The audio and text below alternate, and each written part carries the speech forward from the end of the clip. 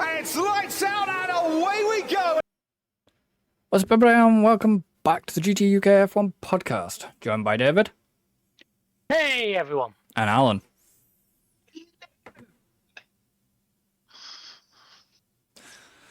So. Did Alan actually say anything there? 'Cause I didn't hear anything. Yeah, I said hello. Okay, there we go. That did not come through my Yeah, head it at all, didn't but come okay. through. Oh, okay. I did say hello. So. There we go. Austria. The Red Bull Ring. Yeah. Interesting.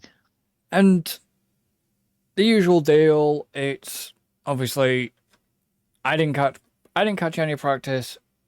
The guys didn't catch any practice. So it'll be into qualifying and the race. And then the F1 Fantasy League.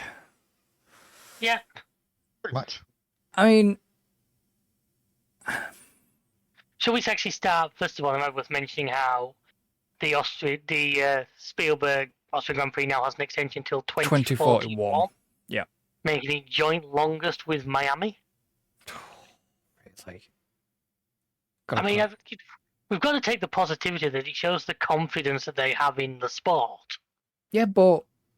to be signing that length of contract. It's not that. It's... They keep Miami on. Don't get me wrong, I like Austria, so I'm not going to bitch at that. But they get rid of fucking Imola next year. You know? Yep, I know exactly what you mean. I'm not saying I disagree with you. Because Austria is another, what I would consider, well, it's probably not because it's a newer track, but I would consider that Well, it is. an old school. It's a heavily upgraded track, and it is an old.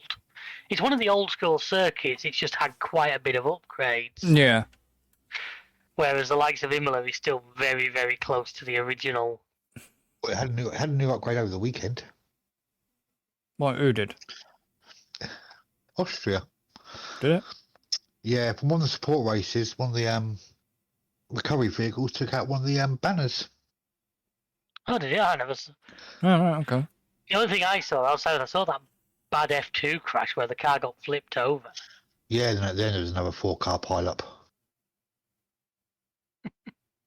Yeah, caught the ending I of it saw as well, that. and there was another 4-car pile-up on the last lap that Yeah. came out turn 3. You know, they are training well for their F1 debuts. And yeah, I mean, obviously, the one thing I will say, obviously, before we get into qualifying, is they need to get the shit together when it comes to fire prevention. And you'll understand why I've said that. Yeah, it's to do with how Q1 had to be red flagged because the grass caught fire. The trouble is, what really can you do about it? Douse the track. Not the track, but douse the grass. Then you're going to make the grass really, really freaking slippery. Well, they'd rather have that than having it chuck a red flag because of a fire. I mean, the other option is you do away with grass, but then you end up with loads of concrete and tarmac, and the drivers just treat it like a free-for-all. Yeah. Or you replace the grass with gravel. Yeah, gravel doesn't catch fire. But then you'll still get red flags because they'll have to sweep the fucking gravel off the track. And they'll be picking cars out of the gravel everywhere. Yeah. I mean, we had... Damned if you do, damned if you don't. We had, was it 2 cars in... Oh, was Alonso was in practice, wasn't it? Alonso was practice. Where Gasly in qualifying managed to spin it. Somehow keep it out the wall, which is always impressive. Yeah. So, let's move on to quali. Wasn't that exciting though, was it? Really? Usually it's like the usual suspects, really. I mean, it was disappointing to see Sainz out, and Yuki out at Red Bull's home ground is a bit... Yeah. Not great, shall we say. Yeah, but the thing is, Yuki's fallen into the Perez trap a little bit. Oh, did you not hear it? There was an interview, and I know we are jumping around a little bit, but I think it fits here. There was an interview post-race with Liam Lawson, and he said to him, you've seen Yuki's trouble. Does it make you feel a little bit better about And he actually said, "Well, I only got 2 races. I don't really know how." But I believe that it's been said that, it isn't Yuki, it's the car. And it has been said that quite a bit now. You've got to start thinking like, I mean, look at the list basically, and they said it during the race. Have they had a proper good second man since Daniel Ricciardo? No.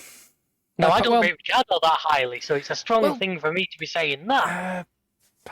No offense if you're listening, Daniel, but your record stands.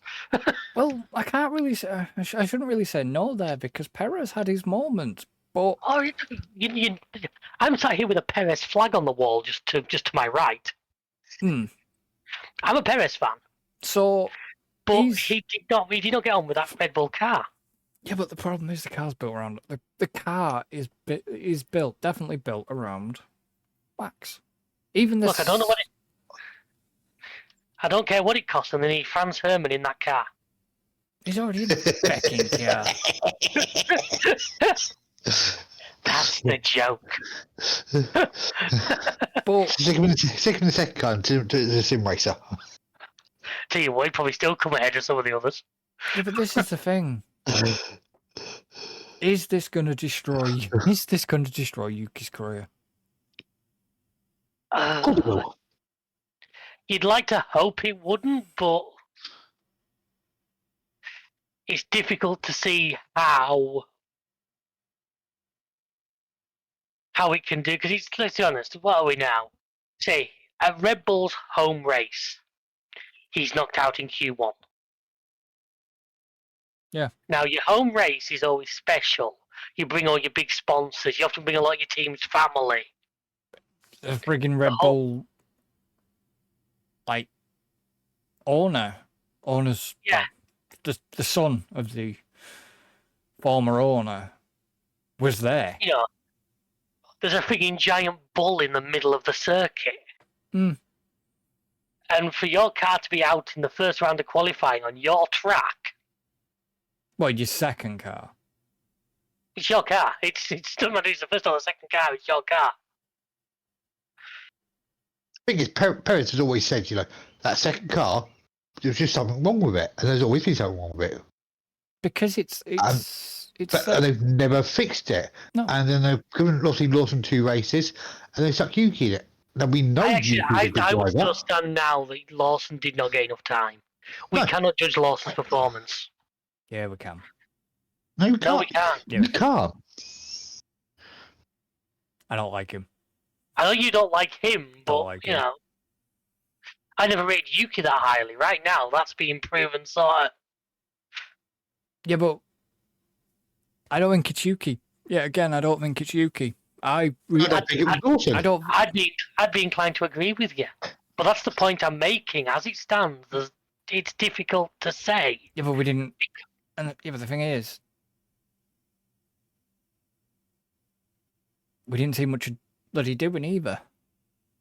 Agreed again, and the talk is that Colapinto's only got, 1 race left? Yeah, until Britain. I mean, who they're going to put in the car then, I really don't know. Stick Doom back in it.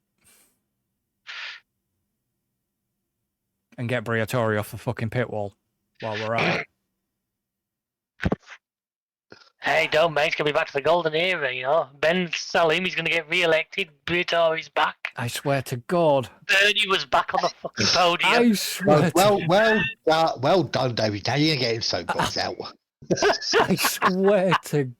What did we say about it being a nice quick podcast? If I can find a bloody bar of soap, I'm going to shove it down his fucking throat, ladies and gentlemen, for that. Hey, keep your perversions out of this topic. No, it's not a fucking perversion, it's a truth, boy. Mentioning that name on the air. We had freaking Bernie Eccleston on the podium. Only because he'd never been actually on a podium, but we're derailing completely here. Derailing us? I don't believe such a thing could ever happen.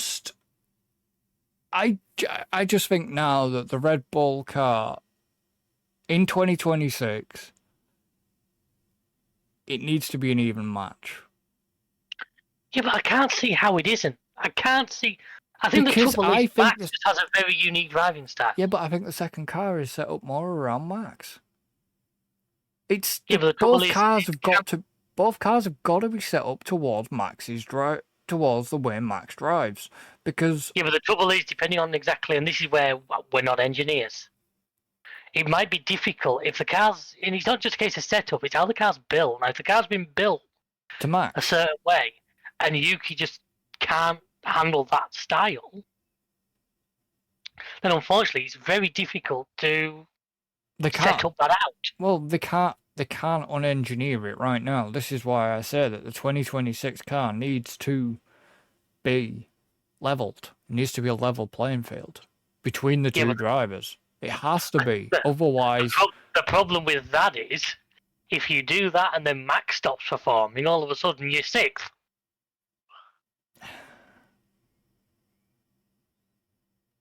The trouble is, Max does the business. well, we know that, but look at the likes of Aston Martin. It seems to be a level playing field with that car, but yet there's times where Stroll can outdrive Alonso, but there's times where Alonso outdrives Stroll. It's a classic example, and it's the same with Haas. Haas has to be a level playing field because of Ocon and Behrman. They can outdo each other, but for some reason, towards the start of the season, Yuki was lucky. Well, not the start of the season, sorry, but when Yuki took over from Lawson, he was looking quite good. Then he had his little incident at a big incident at Imola. I think it's completely knocked him. Yeah, but there's one big difference between those teams you listed and the likes of Red Bull. Those teams listed aren't fighting for a championship. And money. You take the teams at the top. Well, I know that. The cars are often set towards one drive. You know, the Ferrari is clearly set around Charles right now. The Merc is set around Russell. What about the McLarens? Well, No, I think we've just got. What I would say there is, I think we've got really lucky and got two drivers who have a very similar style. But so they don't actually. Yeah, but it's clear you can't give that answer like you've been giving the rest because. No, you can't. You're correct. Now maybe they've got something different in their setup that is that way, or like I say, they've just got two drivers who are incredibly similar. Now it's funny because the McLaren, I remember Sainz always said the McLaren was an incredibly difficult car to drive. Yeah. Now either they've managed to completely dial that out, or like I say, both their drivers just happen to do really well with that particular. To a degree, but we'll come on to that. I'll come on to that. Yeah. I mean, are we finished with Q1? Because I think, looking at the lineup, and I'm looking at it now. Yeah, Science was obviously the biggest shock. And Yuki, obviously. That's a Science and Yuki at Q1. But you start looking at Q2. I mean, Hadjar being out Q2, he's yeah, been sort of performing really well up to this point. Fernando out is he can usually make Q3. Fernando wasn't out. Stroll was out. No, Fernando went out Q2. Yeah, we're on about but we're on about Q2. That's what I just said. Fernando went out in Q2, so yeah, just. Stroll was out in Q1. But say to me, the surprise of Q2 was Hadjar. Yeah. Yeah. Because the surprise of Q3 was Lawson out qualifying Max, but I think the biggest shock was Bortoleto. No. The only reason was because of Pierre Gasly's spin and the yellow flag. Yeah, because of Gasly and Max just decided he'd bin his lap. But that's racing. You can't say, oh well, it doesn't count because of that. I say that also. If it wasn't for that, Piastri would have been on a hot lap. And Piastri probably would have been on fucking pole or at least second. I don't know if he'd have caught that time of Norris's was spectacular. 1 minute 3.971. It's Max. Half a second clear of anybody else. Max would have probably done it. Oscar could have done it if. I don't know. Well, I think they said that Lando's time, the difference between Lando's time and obviously second place, was the biggest gap they've had All far season. Yeah. But for me, the biggest surprise was Bortoletto getting into Q3 and sticking at 8th. Yeah. Oh, yeah. Superb for him finally sort of coming onto form. And that was a fantastic lap. I mean, okay, yes, it was straight after the red flag, but that was a fantastic lap from him. I mean, and for it not really to get touched. Yeah. And that Sauber's not exactly. no, he had a brilliant. Well, Hulkenberg was in last, wasn't he? With the vast experience of. Yeah, and usually Hulkenberg has been pretty good in the Sauber. I mean, we'll get on to Hulkenberg more in the race. I think his performance in the race was kind of overlooked. But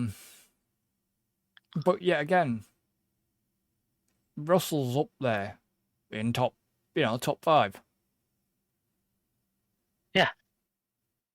Say Lawson's in 6th. Yeah. Didn't last long. To be fair, he did well. He managed to avoid the kerfuffle, which was always. He caused the kerfuffle. No, it was just Constantino. I won't put the blame on him. No, I don't think you can put the blame on anyone on that because it's that whole constant effect. Car in front of you slowing down, so one behind is going to slow down. We're jumping ahead. We're jumping ahead. We need to back a little bit. Go on, then. What's your point? Because the point is, well, I'll come on to the race in a minute. I think if Gasly hadn't spawned, I do think Oscar and perhaps Max, or even George would have had a shot. But we knew the Merc, which is interesting because even though George outdid Kimi, and we know the Merc doesn't really like the heat. See, even without that spin, I don't reckon Max would have been up there because in his first sector time, before the yellow flag was out, he was down on his lap time. I think he'd have been higher than 7th. I think he'd got ahead of Lawson and possibly Russell. Yeah. I agree with you. I don't think he'd have challenged top 3. No. But he could have been in front of Hamilton or. Between Hamilton or Russell, I reckon, if he'd have been able to hook that up. As if Piastri had been able to hook it up, I think he'd have been 2nd. But like I say, you're playing the what if game, you know. Yeah. If your ground wheel should have been a bike, it doesn't really matter. Well, we'll find out how good the McLaren will truly be when it comes to Silverstone this week. And don't forget, Silverstone was where McLaren started to turn around. So let's see what the weather does and how the weather makes it interesting for Silverstone. Now,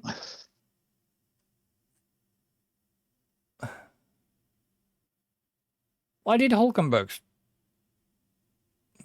I'm so confused here. I hate it when they do this site now. I tell you what, this new website layout is awful, isn't it? Yep. Yeah. Or is it just me? No, it's bad. So, obviously, you had Hulkenberg at the back. And it's like, did he just have a really bad qualifying, or did they do something with the car? I think he just had a bad quality, if I'm honest. Yeah, it's a bad quality. Every driver has it. From time to time, you will get a bad quality.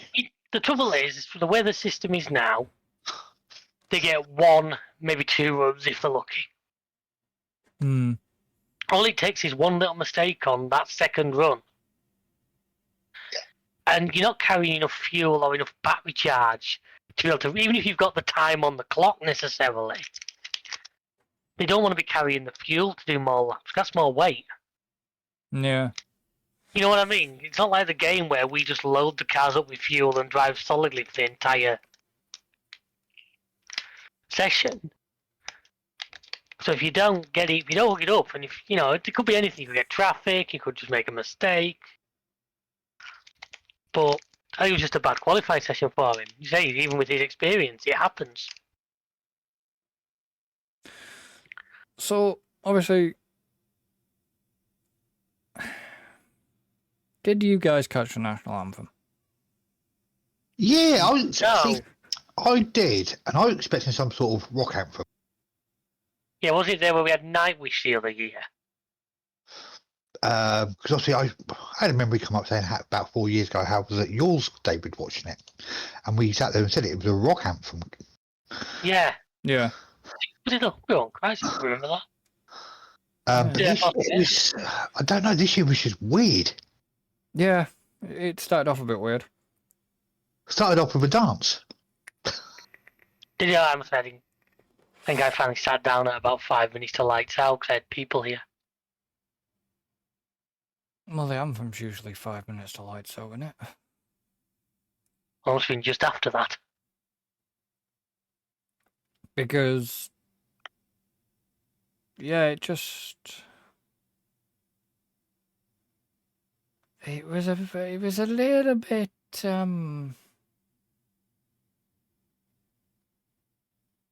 a little bit weird. Yeah, Not gonna lie. Not gonna lie, it was a little bit strange. So then you get onto the formation lap. Everything looks the usual. Formation lap for Actually, 19 sorry. Yeah, the formation lap for 9. Everything looked normal until the point there's a yellow flag, and Sainz was stuck. that's good. Now, They say that, but judging by what happened when they got the car going, were the rear brakes stuck on? Now,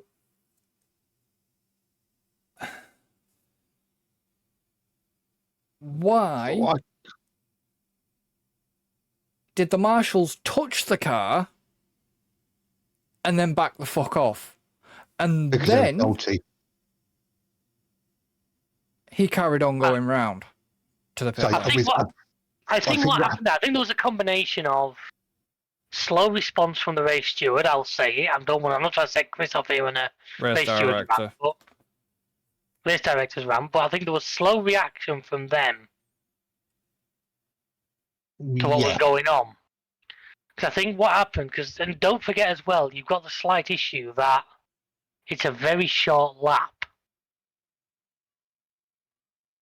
So even the formation lap at reduced pace was over pretty early. And for whatever reason, they couldn't get the car to move. I don't know why. Croft, it wasn't Croft on there. It was one of the other. Was it Harry again this weekend? It was Harry, Benjamin, and Karoon. Yeah. He even said, there's the big neutral button on top of the car. Mm. If it's stuck in gear, just hit that. But I think the issue was more to do with the rear brakes. Because by the time you got it back to the pits, you all saw it sat at the end of the pit with the rear brakes on fire. Yeah. I think the particular problem was stewards weren't allowed on track to a certain point. Then obviously they pushed it, and I think that's when he managed to get it going. Managed to get it. Maybe it was something about once the wheel was turning slightly, he managed to bump out a gear. If it was stuck in gear. Because obviously they still got all the crew at the side of the tracks. A lot of the crew were. The ones who were on that side hadn't been able to get across, had they? And I think that, again, I think it was a side decision because you think by the time all the cars have gone past turn 1, the stewards can get on that track quick enough. The marshals, you mean? Or marshals, marshals. Then they could actually move that vehicle. Well, they could have actually moved, as I say, they could have actually pushed it through the gap in the middle. Yeah. But they didn't. So, I don't think we'll ever know why was said over the radios on that, which is a shame.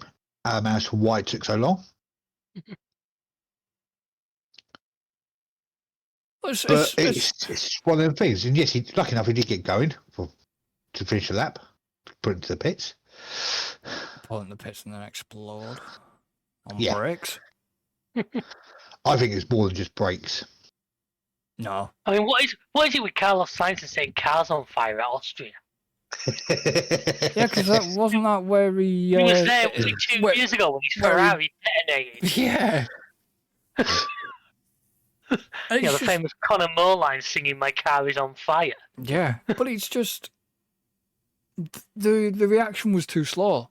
As soon as that last car had crossed, because they're on pit limiter, they're on a pit they're on the pit limiter until they on the formation lap till they cross the start line. So once that last car had crossed and they knew he wasn't moving, they should have just pushed him. But the thing was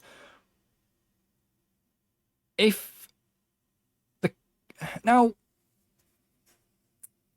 sporting regs and this lot, Carlos had received outside assistance, so his car was out of the race as per the rules.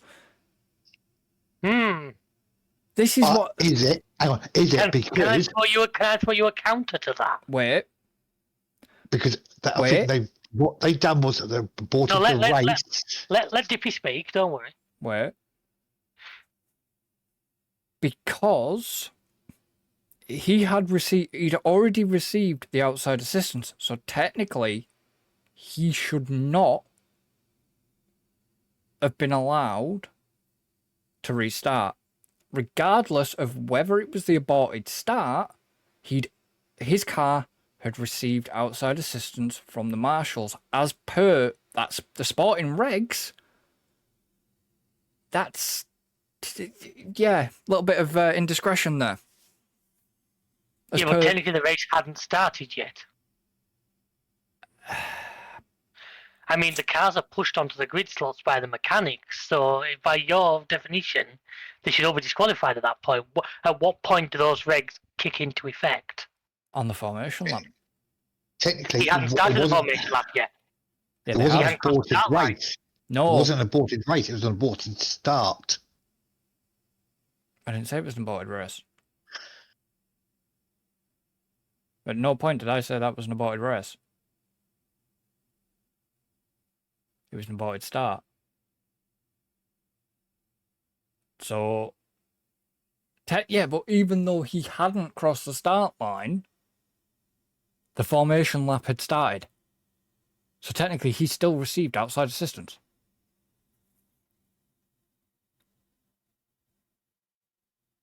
There could be some sort of... There's going to be some there where they... Yeah, again. Yeah. But every rules has loopholes. And also, a lot of these rules have loopholes till something happens and they have to deal with it. It could be a situation they've never had before. Yeah, I know, but this is the thing. It's their own sporting regs, and technically they've broke their own sporting regulations. Because... how much should be allowed to do it is those who actually created it. Yeah, but like they say, look at George when... Classic, go back to Silverstone. When he went to stop to play Guan Yu. There is differences there. Like, for example, the race had begun by that point. And he'd actually jumped out the car himself. Yeah, the biggest issue they had with that, if you remember, was because as a driver, it is near enough impossible to do up your own seatbelts. Yeah, but they always... That was the issue they had with that, wasn't... I suppose if he could have sorted himself out and been right, they might have looked at it differently, but there was no way he could have been safe in that car afterwards. No, but this is the thing. They point little things out like that, but yet, and, they always say, well, they wouldn't be allowed to restart because they received receiving outside assistance. And it's like, well, Carlos had already received outside assistance because the marshals touched his car. Yeah, Yeah, but but then you could like I say, also my technical argument is the fact that the race hadn't started by that point. But the formation lap had. They class the formation lap as part of the race. Because did we get a lap less because of the aborted start? I didn't Yes, quite we did. catch. Right, we did. I didn't catch if that actually happened or not. Yeah, it did. So effectively, the race, once the first car goes over, it's technically that formation lap is technically part of the race. That's what they would class it as. It's part of it. Even officially, the race, they haven't done the countdown, but your formation lap, you're forming up to be on the grid to start the race, but it's still technically part of the race. It's part of the race procedures. So, to go back to what David said, where the marshals pushed the car and then suddenly stopped, was that them being told to move it, or did they get told leave the car because you can't, otherwise he's out? No, I think, and that's where they could have used a loophole through that, because they've not asked for any assistance, but the stewards the marshals have done it on their own. No, I think they were told to shift it because of the cars coming. I think they got told to shift it, and then because the cars got too close to the grid, basically told them, no, get away from the car for safety. That's the version of events I'm sort of gelling with. Is they realise that the front of the crocodile was getting to what there'll be a point on the track that they'll class as maybe the start of sector 3. Yeah. As soon as the cars hit the start of sector 3, that grid has to be clear. Yeah. I would say that's a nice, easy way of there'll be a mark of paint on the fucking circuit somewhere. Probably. But if I was setting this up, people are like, right, sector 3, that grid's got to be clear. Yeah, and I reckon if it isn't, we have to have an aborted start. Yeah, and I reckon that's why they had to get the marshals off. That's why they backed them off, because the cars got too close. So then, as you say, Sainz got it going, got it round to the pits. They checked the car and put it to the end of the pit lane. You're going to do a pit lane start. No, he put it to the end of the pit lane, went a bit too far. At which point, he spontaneously combusted. I think he had no rear brakes at that point. Like I said, that's what I said a while ago now. I think part of the problem it had was I think the rear brakes had jammed. The rear brakes were locked on. In other words, he left the handbrake on. If everyone got a handbrake, you'd be right. You know. I know they don't have a handbrake, but yeah. Maybe it was something to do with the KERS system. I know that runs off the rear axle. Well, no, that wouldn't really heat the brakes up, would it? So no. It would have been a brake issue. Shame we didn't get to race. He'd have got done quicker than anybody else with no brakes. It won by a mile. But it was just... Yeah, there was a bit just too much faff in there, to be honest. The FIA faffing, I've never known that happen before. So then we obviously... We did get going. The race gets going. Good start by Norris. Probably a slightly better start by Leclerc, but managed to get backed into a corner to the point where he'd let Piastri through. Piastri went around the outside. Yeah, because Leclerc found himself tucked behind Norris with nowhere to go. And then we get up to turn 3. Yeah, now, going back to your point before of the whole concertina thing, and I watched a clip of Antonelli here, and Antonelli said he got caught out by Lawson, by the Racing Bulls. He said he got caught out by the Racing Bulls braking a lot sooner than he expected. Yeah. Now, maybe part of that was rookie inexperience. And then Antonelli bear in mind up. that Lawson was certainly a rookie. I don't know, Lawson, was it Bortoletto, was it the other car? I think so, yeah. So at that point, you got 3 rookies. Yeah. So yeah, maybe the rookies, and don't forget as well, first lap, the full tanks of fuel. The brakes and tyres are probably still a little bit colder than ideal. So yeah, they're being a bit cautious on the brakes because you've got cars in front of them they don't really want to run into. Unfortunately, And then unfortunately, tell me. unfortunately, yeah, Antonelli Antonelli did do a U. lock to the back, lock to the brakes. What do you mean doing me? I think the Don't most do basic me. thing was going to do that is you. Alan. No, it was Alan he's all about Austria me. in the 110% race on that Yeah. corner. I was thinking you and Monaco when you No, went straight no, across no. turn one. No, this was actually at Austria where we had the Yeah, I remember now you 110%. said it. And Alan, it was I ended on. up on putting first. Yeah, it was on that corner that this incident happened between Antonelli and Max. Yeah, and unfortunately, of all the people he finds as he's going through, he's Max Verstappen. Now, the I was papers have been very harsh to Max again because they've turned around and called him Mad Max. Now, from what I was seeing live, yes, he looked a bit pissed off, kind of not surprised. but So I will defend Max, and we all know I'm not Max's biggest fan here. But in the heat of the moment, when something like that happens, you're going to be angry, mad, and infuriated. as to what's going on. What I will say is when you saw him talking to Antonelli, it didn't look.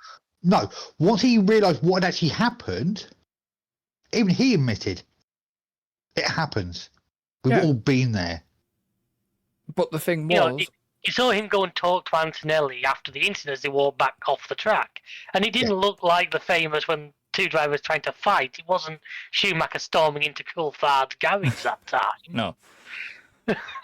For Max and Hamilton. So I just put Lobby down to rookie mistake, which And is unfortunate, and for me was a fucking arse. And Which we'll come to later. Antonelli immediately apologised, Yeah, which Yeah. I think smoothed it over a little bit because probably even diffused a lot of the situation. yeah, and even like in the pen, I believe that he went up to him and apologised again, sort of thing. But it's just like, yeah, it happened. I mean, I think if that had been anybody else, if that had been, I don't know, I kind of Well, want if that had been Russell, it'd have been fireworks. We'd have been flaming. If that had been Russell, Hamilton, Lando, or somebody else, it would have been fireworks. Oh yeah. If that had been Russell, I think they'd have been throwing punches at the side of the circuit. Yeah, but them two have smoothed it over. Yeah, until something else happens. Yeah, but Of course, we're joking a little bit here, folks. it's well, if you think about the Michael Schumacher incident in Coulthard, Jesus Christ. Yeah, famous I- clip online. Yeah, you're gonna go and try and fight a Scotsman. You're brave. A Scotsman wearing a crash helmet. But Schumacher didn't care. Schumacher just Oh yeah, I know. yeah. But So that gave us a brief safety car window, which I was surprised more people didn't pick. I think they wanted to run longer on those medium tyres. Problem was, it just screwed strategies up. A lot of people Would you did. not be tempted? Would you ever be tempted to throw a set of hards on and just see just how far you could go on them? No, You might have got a short off stint at the end or something. Or another safety car comes in. Well, you'd have got eaten up. I think if we were playing the game, then I would have stuck a set of hard on. Probably then so, yeah. Wrong. But I think that's why. I just think that they didn't want to screw strategies up. That's why they didn't bother pitting them. Nobody bothered pitting. Yeah. Well, when was the first pit stop? Was it? Hadjar pitted during that safety car. At least one did, but the rest were. Did he? Well, lap 18-20, yes. Yeah. One of the cars did actually pit quite early. Who was it? Why can't I find the? Lap 2, Isaac Hadjar pitted. Oh, right, okay. Told you. So he did. kind of surprised at Racing Bulls doing that. Like I say, to me though, when you got the opportunity of a cheap pit stop, always take it. Because I believe we had this discussion a while ago. Imagine if something had have happened and the race had to run full distance. Well, yeah. Their pit stop's out of the way. So, obviously, that left Antonelli and Max out. I mean, was it bad damage? Because from what they showed on the TV, I was going to bring that up. Was Max's car, Antonelli's car? Yes, Antonelli's car was stanced. I think Max's car had switched off. I don't know. When you listen to the audio or when he got hit, the car shut down. Oof. Right, I was going to say, because the damage, it didn't look like it took a lot of damage. I thought, why didn't you just bang it into gear and spin it round? Yeah, no, the car had actually shut down. I thought nowadays they could use the curse system to actually... They should have had a system. I don't know, they're supposed to have a system that's supposed to bring itself over. The car's probably got sensors and it probably detected such a big impact it safety shut down. Yeah. Yeah. At that point you might need the team to basically restart it. I can imagine the car's got cut-off switches and stuff. Cut the fuel off in the event of a bad accident to prevent road cars have that. Yeah. I once hit a pothole in one of the vans with such force it triggered the fucking fuel cut-off. Had to go and find it under the footwell and frigging reset it. But it's just so you had that, and then the race just... The race then just... Considering we've got a really, really exciting season, the races are getting a bit of it. It's like the two McLarens run away. Yeah, but... They had a little bit of a scrap for 4 or 5 laps. Oscar nearly did a Lando. Yeah, that's what I was going to... Yeah, that was one I was going to bring up. And it was that lock-up into the end of the third DRS zone. Yeah, it was just like... I thought if I had to go home, George Russell would be going home and doing lottery tickets. But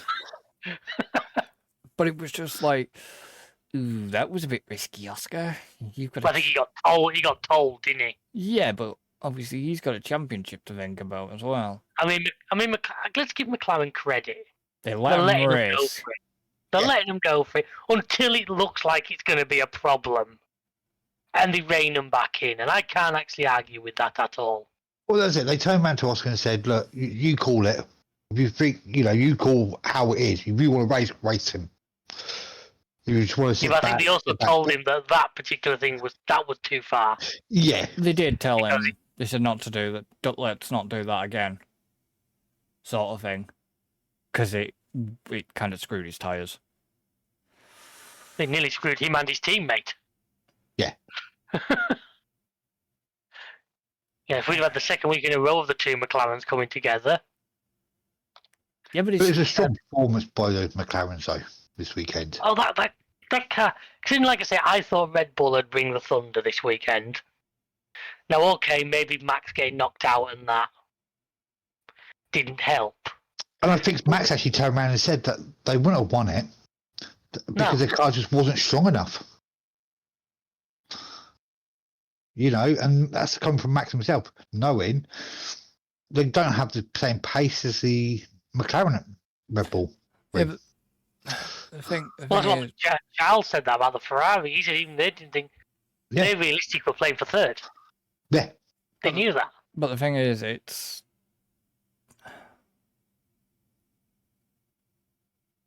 I think Max has given up for trying to go for this Drivers' Championship. I think. I honestly believe right now, and this is a controversial take, unless Red Bull can show him something concrete for next year, I think he'll leave. I don't know if you saw his Group GT3 team won the Nürburgring 24 Hour. Yes. Yep. I could very easily see him going off and doing something like that. Or going off and just going sim racing for a while. He might just go sim racing, and then he might go do NLS, he might go do... Wait, let's be honest, Red Bull are going to follow him wherever he goes, Red Bull are going to sponsor him. he's worth too much to him. Oh, we know he is. And Oh. the thing is, he'll bring a lot of eyeballs to whatever sport he goes. Funny if I was listening to something from one of the GT3 drivers, and there's a few teams there that don't like the fact that he's knocking around, because they say he'll bring eyes into the sport, he'll bring a lot of money in, and so it'll get a lot more difficult. Well, Which is a very unfortunately, interesting take, but that's what it is, and that's what sport needs to do. was he German? No, I can't. I don't actually know. I got that from Jimmy Broadbent. Actually, was the one saying it. I don't know who he was saying. Don't know who he got that off. Yeah, but unfortunately, if Max wants to go and do VNL or DTM or NLS, Or join Mercedes. No, won't happen. Aston Martin. I don't think either. No, if he leaves Red Bull, he'll be out of F1. Well, maybe not. We'll see. If he leaves Red Bull, I think he'll go. 'Cause like I say, if he goes to any other form of motorsport, Red Bull will sponsor him. Yeah, but So he's got that in his pocket. well, we know that, but just with the whole Franz Hermann thing and all that lot, there's a slight chance he might go and do NLS or something like that. It's his own team, innit? It's Verstappen.com. Yeah. So that's the thing, is he's got that instant in very easily. Not quite, because there's still strict rules and stuff like that he's got to go through. He'd still have to go through quite a few things. So it's not like he's guaranteed it, but who knows? Anyway, back to the race. So I'm going to actually change slightly. I'm going to go to, obviously, it kind of rattled to the end with a few odd overtakes, but nothing. You forgot Albon. Yeah, Albon's car retired. I actually forget what the cause of that was. Don't know, they pitted him and then... They just turned around and said to retire the car. And he's not... The Williams isn't having... The Williams is having a rough run right now. Yeah, which is kind of a shame. It really is. I really want to see that too. Especially now that Vowles is committed to him for long term. Well, yeah, but it's not just that. You've got to think. You've got Sainz, you've got Albon. That car has looked strong in places, but yet, like this weekend, last weekend, and it's been hit and miss at this point with them.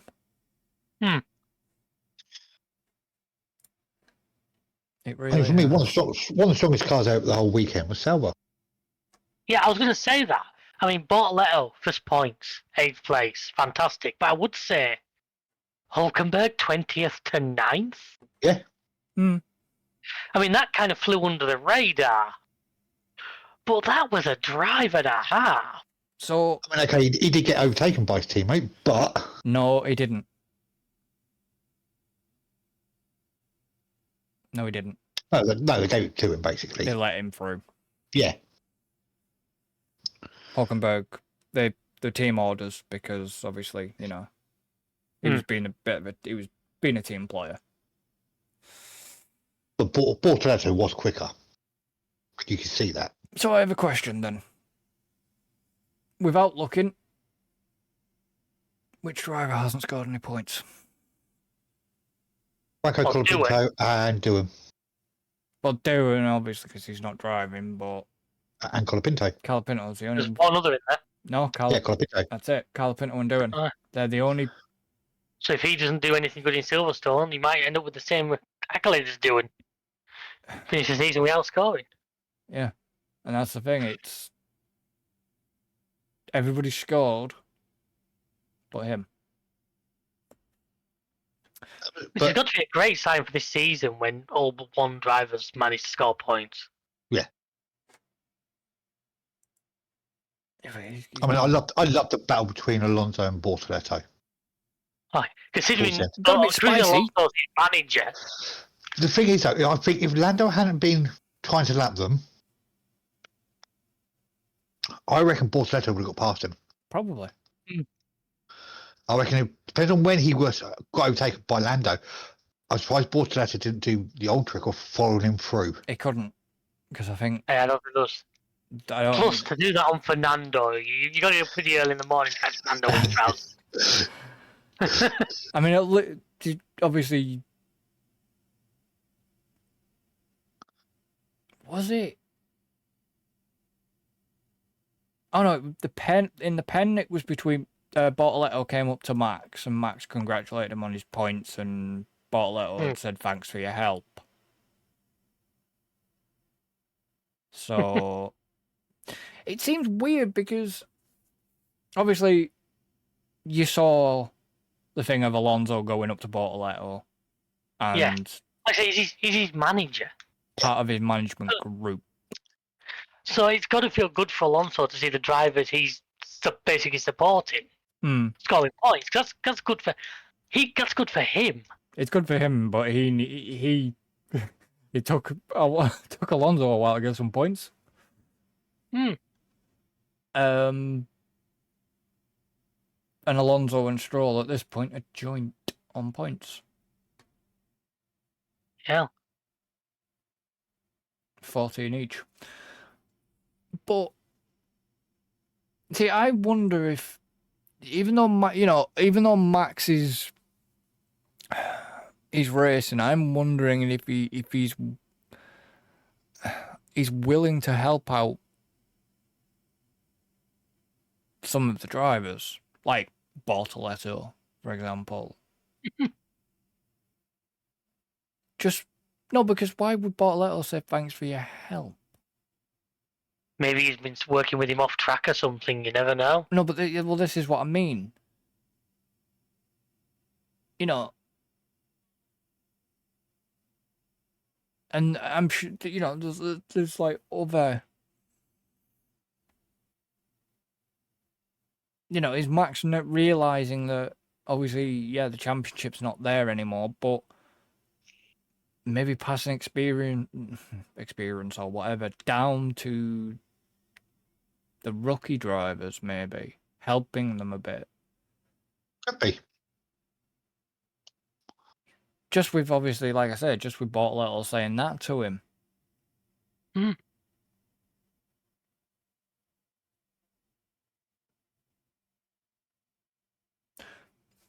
And to be honest, the race was once the field spread had happened.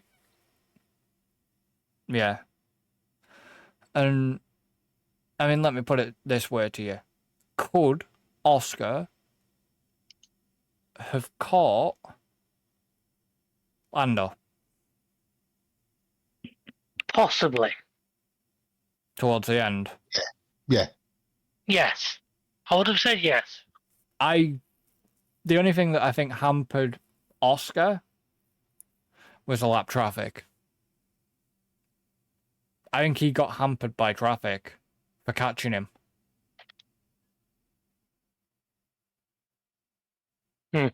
Towards the end. Oh yes. Because he brought that gap down. What was it? Was it 6 seconds? 5 or 6 seconds? Yeah, he was down to under a second at one point.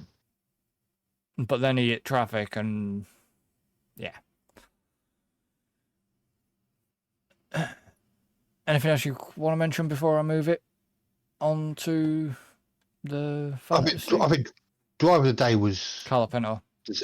was deserved. No, Bortoleto got it, didn't he? Yeah. No, sorry, Bortoleto got it. I mean, not Carlo Pinto. Like I say, Bortoleto. to me, between him and Hulkenberg, I would have been happy with either. I think Bortoleto probably just edges it because of the lack of experience. Yeah, but the thing is, if you notice, whoever you seem to vote for, it's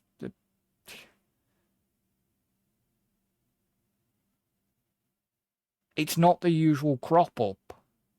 I mean, I think Bortoleto got, I think if I'm right, 30% of the votes. But what I'm saying is, you're not seeing, Max isn't getting driver of the day, or Russell's not really getting it, Also, Lando or Piastri. Well, that's what I mean. You're not seeing the people that you think should get it aren't getting it. Yeah. So it's like, who the fuck is voting?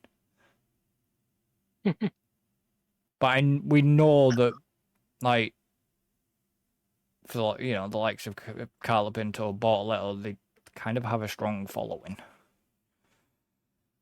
Carla Pinto more than Bortoletto, but yeah. Yeah.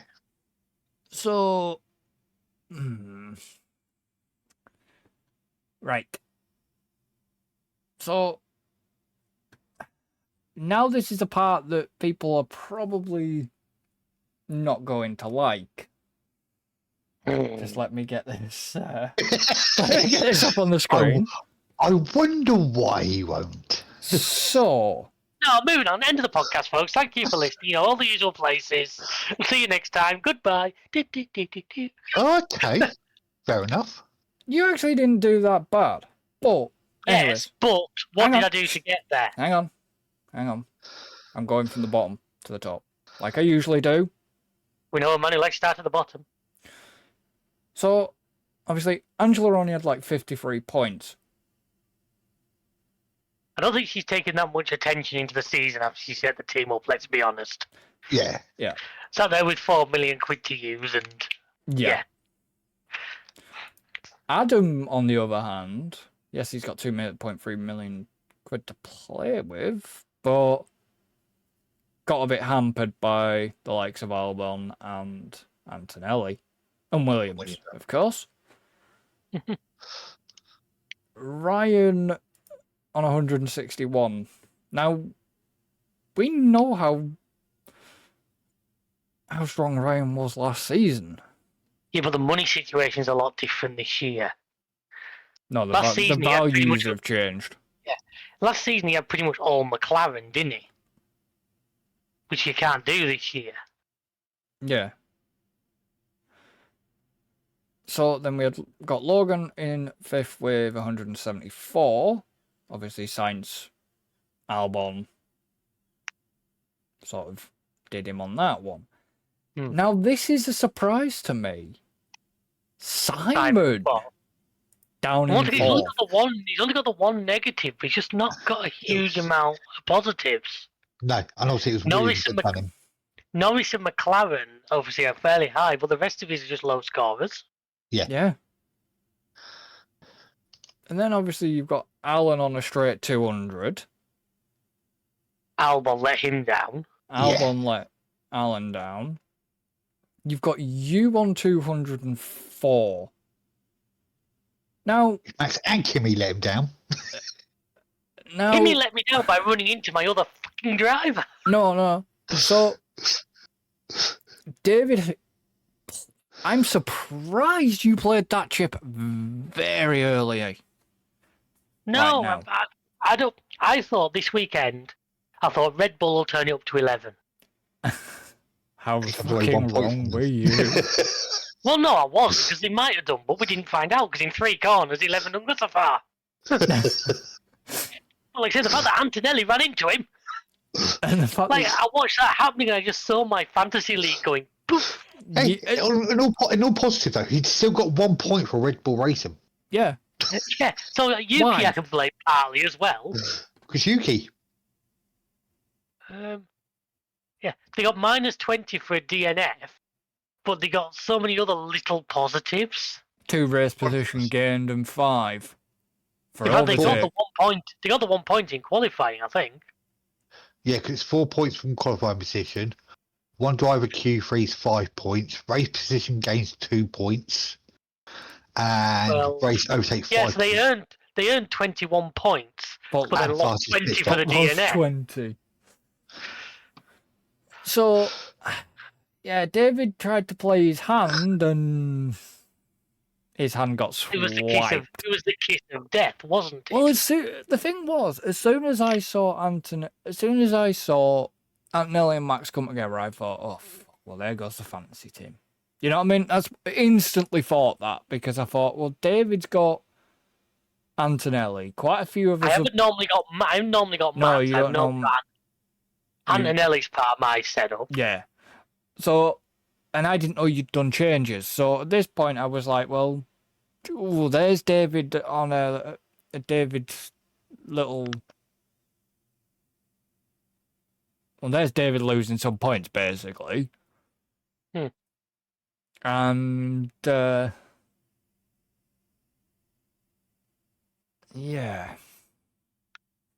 And, ironically, I'd have to do the exact maths.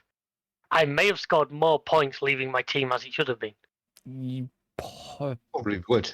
quite possibly. Now,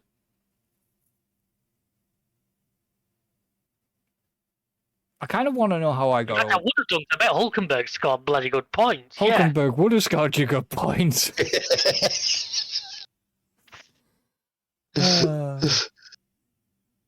Obviously, you came first, Chris, with 233 points. But I think for you, your biggest earners were obviously having Piastri on times 2, but Ocon and Berman. Having a good one. Yeah. Yeah. And the fact that you got Racing Bulls as your second team, obviously Lawson had a decent weekend. Yeah. Agile had a steady one. So I kind of knew Albon was. As soon as Albon retired, I thought, well, there goes Albon down, me down on fantasy league points straight away. I saw that because you got Ocon and Berman, who did do. I mean, they finished what, 9th, 10th in the end, or 10th and 11th, something like that. 10th and 11th they finished. It's. Yeah. Because I didn't have Ocon 10th. Ocon 10th, Berman 11th. Yeah, because Albon let me down last weekend. Not last weekend, weekend before with Canada. But to get no negatives on Racing Balls was quite good because I got negatives in Canada. So congratulations, well done. And yeah, I think this season's just not going to be mine, is it? We can see it coming. I mean, I am still closing slowly. I mean, you're in 6. Obviously, overall points, Angela's down in 8th with 1,116. Ryan's in 7th with 1,394. David is sat in 6th with 1,496. Adam's in 5th, 1,542. Logan in 4th with 1,795. He couldn't have scripted that even if he tried. Alan in 3rd with 2,006. I'm in 2nd with obviously 2,109. And Simon is still on top with 2,259. Yeah. Now, yeah, you couldn't have played that. You couldn't have even scripted that without Alan having a bloody 2006 exactly, a year. You know what I mean? There's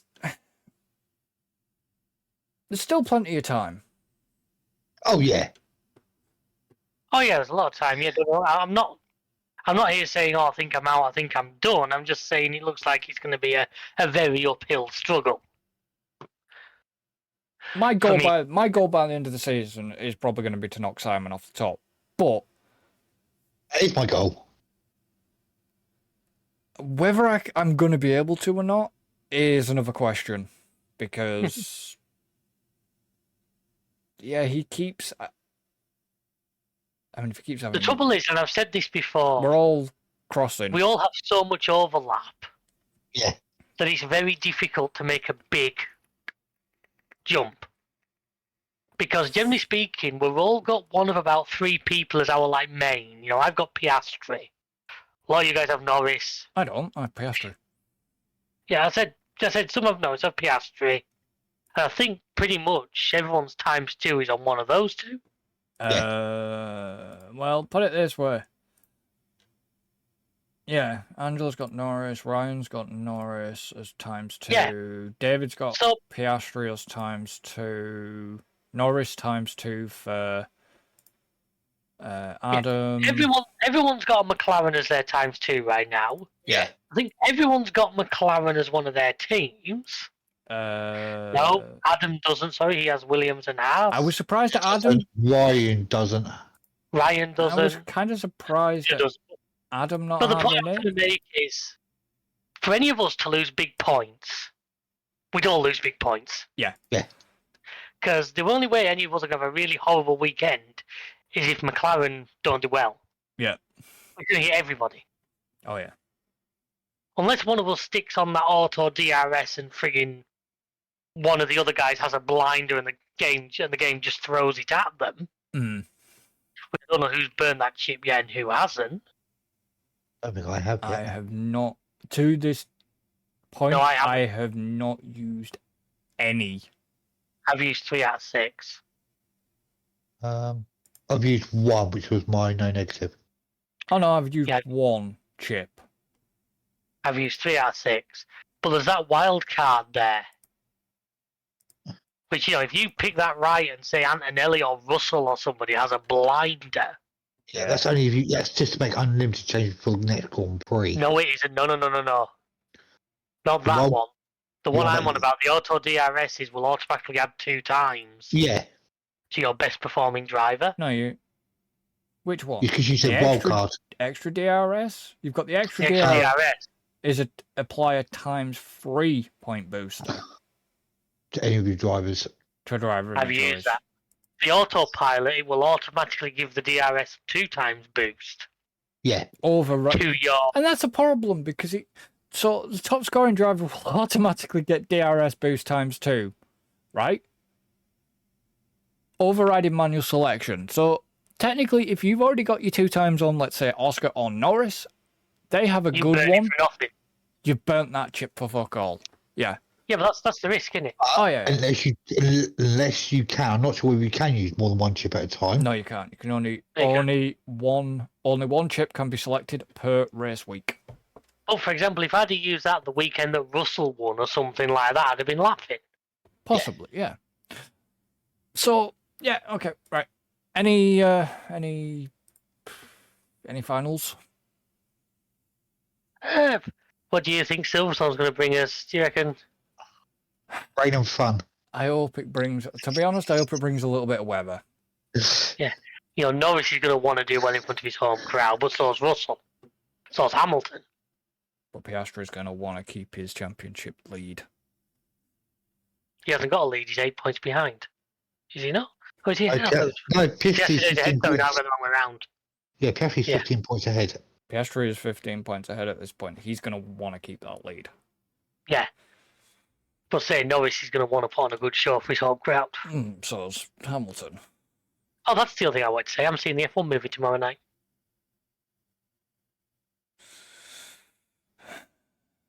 Good luck.